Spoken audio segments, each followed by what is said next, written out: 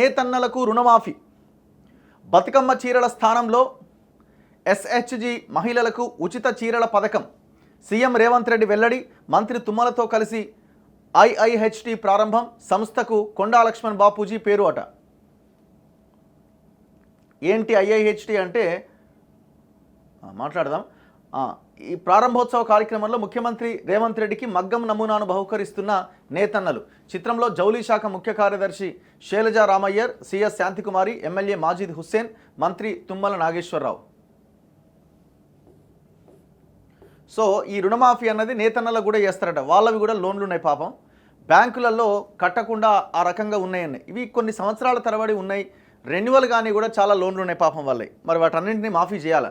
ఇది పెద్ద అమౌంట్ కూడా కాదు నాకు తెలిసి. ఎంత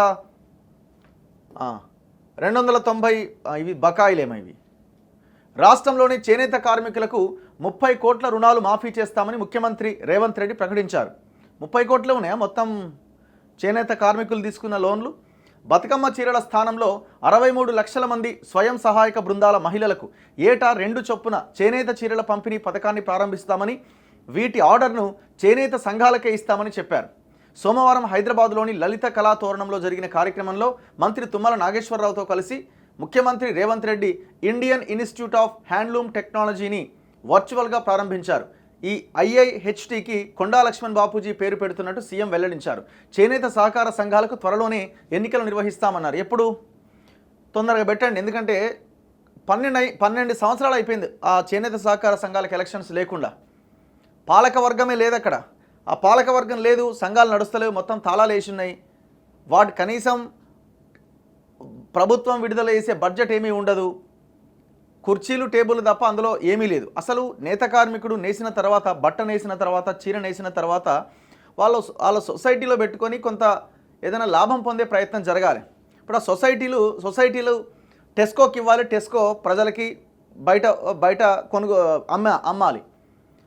అసలు ఈ టెస్కో ద్వారా కొనుగోలు చేస్తే వినియోగదారుడు 40% ఎక్కువకి పెట్టి కొనాల్సిన పరిస్థితి వస్తున్నది. మీరు చూడండి, చేనేత కార్మికుడి నుంచి అక్కడక్కడ డైరెక్ట్గా షాప్సో లేకపోతే బయట వాళ్ళు కొనుగోలు చేసినప్పుడు వాళ్ళు 5%, 10% మార్జిన్ తీసుకొని అమ్మేస్తుంటారు.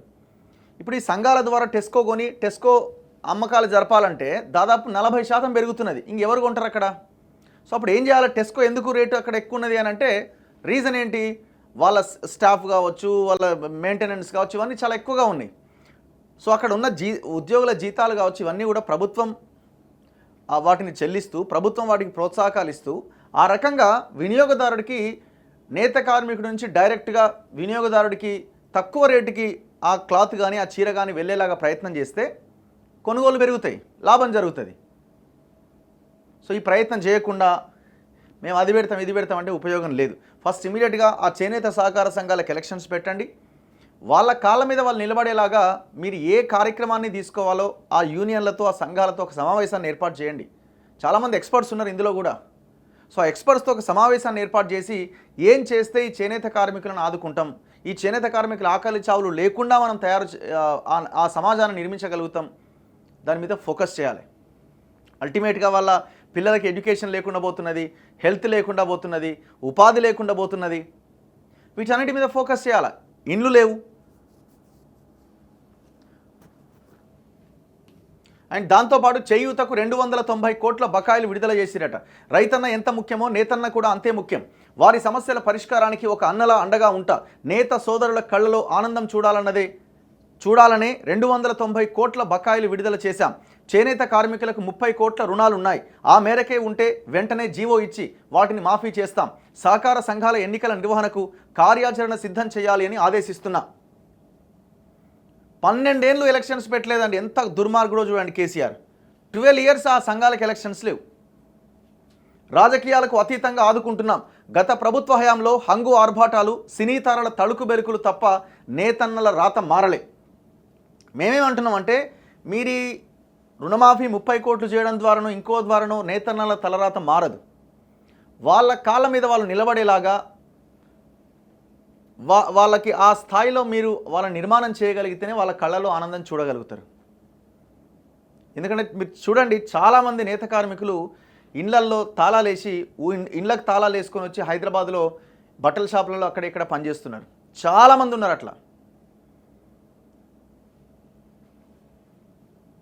వారి జీవితాల్లో ఎలాంటి మార్పులు రాలే, ఆత్మహత్యలు ఆగలే. పవర్లూమ్ రంగానికి ఉపాధి కల్పించే ఉద్దేశంతో గత ప్రభుత్వం నాణ్యత లేని బతుకమ్మ చీరలు పంపిణీ చేసింది.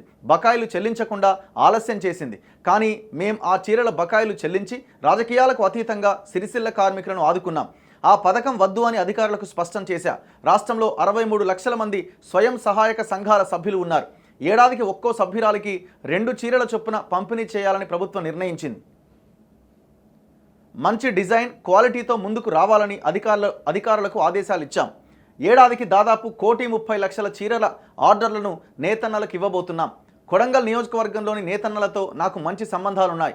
వారి వల్లే నేను ఎమ్మెల్యేగా గెలిచి సీఎం అయ్యా. అధునాతన పరిశోధనకు అవకాశం. తెలంగాణలో ఐఐహెచ్టి ఏర్పాటుకు 10 ఏళ్లలో కేంద్రం చర్యలు చేపట్టలే. రాష్ట్ర విద్యార్థులు ఐఐహెచ్టిలో చేరాలంటే ఏపీ, ఒడిశాకు వెళ్లాల్సిన పరిస్థితి. ఈ అంశం మా దృష్టికి వచ్చిన వెంటనే రాష్ట్రానికి ప్రత్యేకంగా ఇన్స్టిట్యూట్ ఉండి తీరాలని ప్రధాని కేంద్ర మంత్రి దృష్టికి తీసుకెళ్లాం. తెలంగాణ విజ్ఞప్తికి కేంద్రం స్పందించి ఇన్స్టిట్యూట్ ఏర్పాటుకు ఆమోదం తెలిపింది. విద్యార్థుల సమయం వృధా కాకూడదని తెలుగు యూనివర్సిటీలో తాత్కాలికంగా ఈ ఏడాది నుంచే తరగతులు ప్రారంభిస్తున్నాం. వచ్చే ఏడాది ఐఐహెచ్టిని స్కిల్ యూనివర్సిటీకి తరలిస్తాం. టెక్స్టైల్ టెక్నాలజీలో డిప్లొమా కోర్సుల్లో భాగంగా ఏటా 60 మందికి ఆవిష్కరణల ప్రోత్సాహకానికి శిక్షణ కార్యక్రమాలు నిర్వహిస్తాం. సో ఇట్లా నిన్న రేవంత్ రెడ్డి నేత కార్మికుల గురించి మాట్లాడిండు. కొండా లక్ష్మణ్ బాపూజీ తెలంగాణ కోసం కొట్లాడారు. కేసీఆర్ పార్టీ పెట్టినప్పుడు మొట్టమొదట కార్యాలయం పెట్టుకోవడానికి స్థలం ఇచ్చింది కూడా ఆయనే. తెలంగాణ రాష్ట్రం వచ్చే వరకు పదవులు చేపట్టానని 1969లో పదవులకు రాజీనామా చేసిన మహామనిషి ఆయన. అలాంటిది నేడేమో కొందరు రాజీనామాలు చేయడం, ఎలక్షన్లు తేవడం, సెలక్షన్ చేయడం, కలెక్షన్ చేసుకోవడం త్యాగమని చెప్పుకుంటున్నారు. ఫామ్ హౌస్లు కట్టుకున్నారు. తెలంగాణ కోసం పదవిని తృణప్రాయంగా వదిలేసిన కొండా లక్ష్మణ్ బాపూజీదే అసలు సిసలైన త్యాగం. ఐఐహెచ్టికి ఆయన పేరు పెట్టాలని నిర్ణయించామని సీఎం తెలిపారు. సో ఇట్లా నిన్న ఈ నేతన్నలకు సంబంధించిన సమావేశంలో ఆయన పాల్గొనడం జరిగింది. అండ్ కొన్ని 1-2 ఆన్గోయింగ్ స్కీమ్స్ కూడా ఉన్నాయి. మరి వాటిని ఇంప్లిమెంట్ చేస్తారా, చెయ్యరా, వాటి ప్లేస్లో కొత్త స్కీమ్స్ ఏమైనా తెస్తారా? సో వీటి మీద కూడా క్లారిటీ ఇవ్వాల్సిన అవసరం ఉన్నది.